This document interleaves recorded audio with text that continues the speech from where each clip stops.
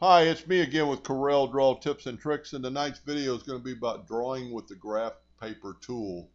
I don't know how helpful this is going to be to too many of you, but if you enjoy drawing and you've got some weird shapes, and there's a number of ways you could do this, but I don't think there's maybe a better, faster way than to draw with the graph paper tool, and it's kind of like drawing like a computer draws.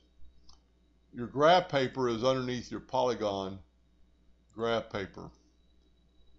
And then you just hold down your mouse and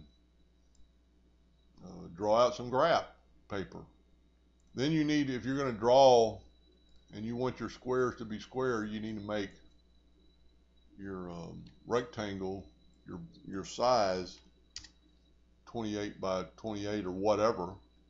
Put it in the center of the page, and now you've got equal squares. And I failed to mention, when you've got your graph paper tool right up here, it tells you how many you can.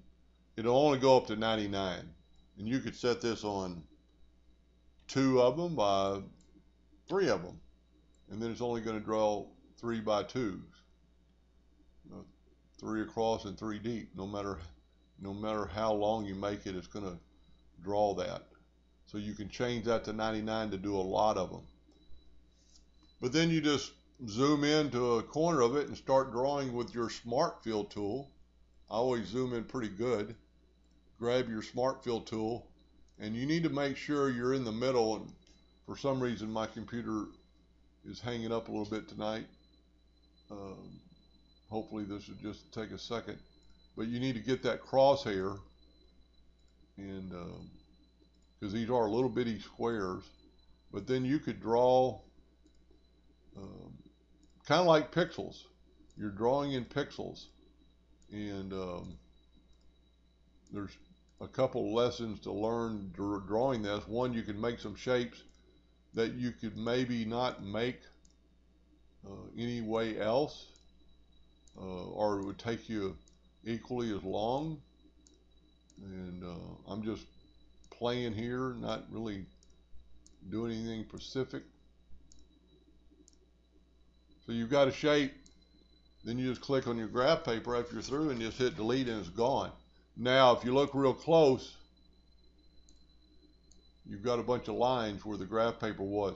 That would probably still engrave, but to play it safe is just select it all and weld it together. Now, still with that said, you've got a lot of nodes. If you notice, there's a node on every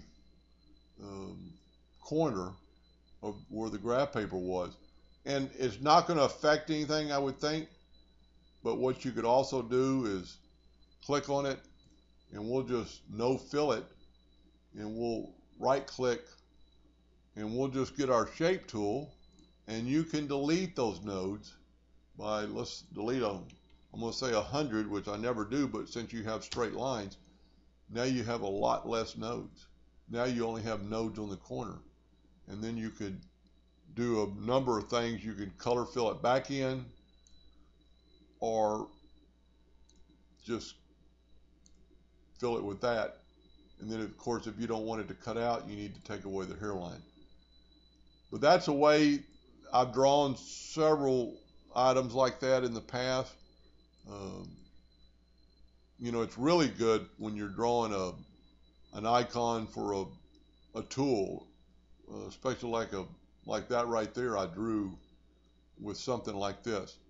So that is drawing with the graph paper tool. Hope that helped a little bit, and thank you for watching.